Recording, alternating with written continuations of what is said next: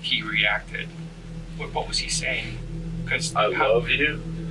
How many times was he struck before you said he kind of lost consciousness? At least 2 or 3 times I was hitting him in his arms. He had his arms up. And he's so tough, he's taking him in his arms. What was he saying?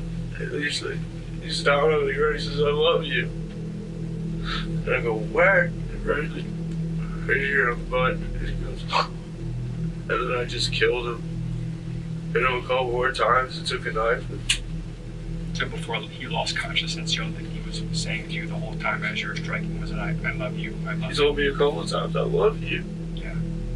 Today's story stands apart from the usual cases we cover, where suspects often lie, deny involvement, or try to manipulate the truth. In this case, the suspect is strikingly different. He openly confesses to every detail of his actions. While honesty might seem like a positive trait in this context, it's deeply unsettling and chilling. On the morning of November 11th, 2023, police in Ohio rushed to the Gullia home after a 911 call reported an unresponsive man. What they found inside was chaos wrapped in silence. Theodore Gullia, the patriarch of the family, was lying upstairs, cold to the touch and bearing obvious signs of violence. His wife, Anna, had been the one to call. She explained to officers that she had spent the previous day with her daughter Claire and only returned home around 10 a.m. that morning. The house should have been quiet, ordinary. Instead, she walked straight into a nightmare. Her husband was lifeless, and her son, Robert J. Gullia, had been the only one home with him. Police quickly noted the unease in the house. Theodore's injuries suggested blunt force trauma, but the positioning of the body raised questions. Blood patterns hinted that he hadn't died where he was found, but rather had been moved. Already the story was shifting into something darker. The scene was not just a tragedy. It was the beginning of an investigation that would tear apart the Gullia family from the inside. The house was silent except for the shuffle of officers moving through its rooms, documenting every detail. Theodore Gullia's body lay cold and battered, clear evidence of a violent struggle. His head and face showed signs of blunt force trauma, but the positioning of the body told another story. It didn't belong where it was found. Blood on the hallway walls contrasted with the body staged in the bedroom, making it obvious that someone had moved him. Whoever did this wasn't just killing. They were trying to rewrite the scene. Almost immediately, suspicion began to settle on one name, Robert Gullia, better known as RJ. He had been the last one with his father, and his story didn't line up with what investigators were piecing together. His mother, Anna, insisted she had stayed the night at her daughter Claire's house, returning late the next morning only to stumble upon the horror.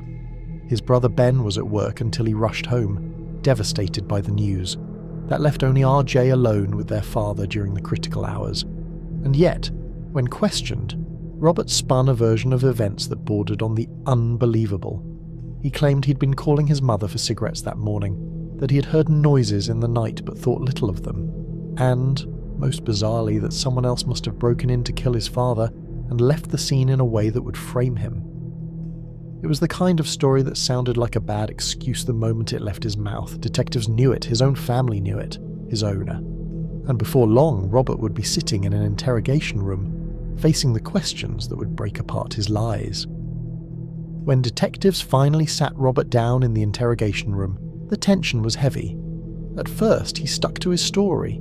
Someone had broken in, someone else had killed his dad, and somehow he was just the unlucky one left behind to look guilty. But the officers weren't buying it.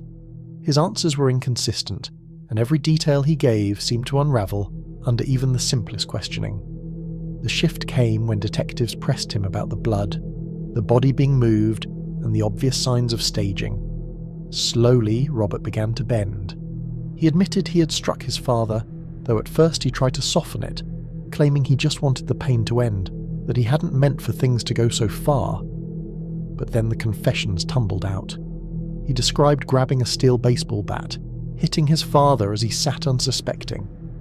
He recalled breaking his arm, knocking him to the ground, and then, almost casually, pulling a knife to cut his father's throat, claiming it was to end it quickly. He took a knife and just tried to slit his throat because I didn't want him to feel any more pain. What stood out most wasn't just what Robert said, but how he said it. His tone was flat, detached, like he was explaining a chore instead of a murder. He even admitted to dragging the body, crossing his father's arms as if arranging him for some twisted ritual, before covering his face. At moments, he'd slip into regret, saying he didn't know why he did it, insisting it felt like something had snapped in his head. But those flickers of emotion only made the rest of his cold recounting more chilling. Detectives kept him talking, encouraging his confessions by nodding and reassuring him he was doing the right thing. They knew they were sitting across from someone with no real remorse, just fear of what came next. Robert wasn't broken down by guilt. He was broken down by being caught. As the hours dragged on, Robert grew more comfortable speaking, almost as though confessing gave him relief. He admitted that there wasn't an argument, no heated exchange leading up to the attack. Instead, he claimed it was a sudden impulse, describing it as if something snapped in his mind. He said he stood behind his father, baseball bat in hand, and decided in that moment to kill him. He struck Theodore again and again, first at his arms as his father raised them in defense. Theodore's desperate words, "I love you, man," echoed in the room as Robert repeated them for detectives. His father had said it more than once, trying to reach the son who was mercilessly beating him. But Robert didn't stop. He told investigators he kept swinging until his father collapsed, then used a knife to try to end it quickly. What chilled the detectives wasn't just the violence, but the way Robert described it. He spoke of his father's toughness, how he took the blows, almost admiring the man he was killing. 2 or 3 times I was hitting him in his arms. He had his arms up. And he's so tough, he's taking him in his arms. What was he saying? He's down on the ground, he says, "I love you." He admitted that once the attack was over, he couldn't stand the sight of the body. So he dragged his father into a bedroom, positioned him in the shape of a cross, and covered his face with a piece of clothing, claiming it was to show respect because of his father's faith. At times, Robert slipped into self-pity. He said he wished he could hug his dad again, that he hadn't meant for it to go so far, but those words rang hollow. His description of washing the bat in the sink, of casually pointing out where the knife still sat on the desk, showed how little true remorse he felt. By now, detectives understood they weren't dealing with a son who had lost control in the heat of an argument. They were sitting across from someone who had made a choice, cold, deliberate, and final. And despite his moments of feigned regret, it was clear that Robert was not sorry for killing his father. He was only sorry that now, there was no way back. Once detectives had Robert's confession on record, everything else fell into place. The crime scene told the same story his words had painted. Bloodstains mapped the path of the attack. The sink still bore traces of the bat he had rinsed, and the knife sat exactly where he said it would be. Forensic teams confirmed Theodore's cause of death. Blunt force trauma to the head with multiple fractures, followed by stab wounds that showed a desperate attempt to end what the beating had already started. The community was stunned. Theodore Nelson was remembered as a hard-working father, a man who had done his best to provide, and now the son he had raised was being charged with his murder. News reports painted the case as both brutal and senseless, sparking debates about youth violence, mental health, and the fragile line between family bonds and unthinkable betrayal. Robert faced a long list of charges, but the most serious was second-degree murder. His defense team tried to argue diminished capacity, pointing to his odd behavior and emotional instability, but the jury wasn't swayed. The brutality of the attack, the lack of remorse, and his own matter-of-fact confession left little doubt. He was convicted and handed a lengthy prison sentence, one that would keep him behind bars for most of his life. In the end, the case of Robert Nelson was less about motive and more about the horror of the act itself. No one could ever fully explain why he turned on his father that day. Some believed it was buried resentment, others thought it was the crack of untreated mental illness.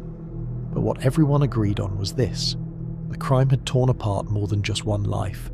It left a family destroyed, a community shaken, and a father's final words, "I love you, man," haunting the story forever. Today, the case of Robert stands as one of those tragedies that people still struggle to wrap their heads around. He remains in prison, serving the sentence that followed his conviction, and very little has changed in terms of public understanding.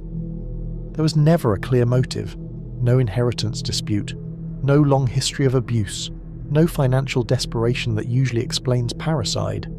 Instead, it was an act of sudden and shocking violence that left everyone searching for answers that never came.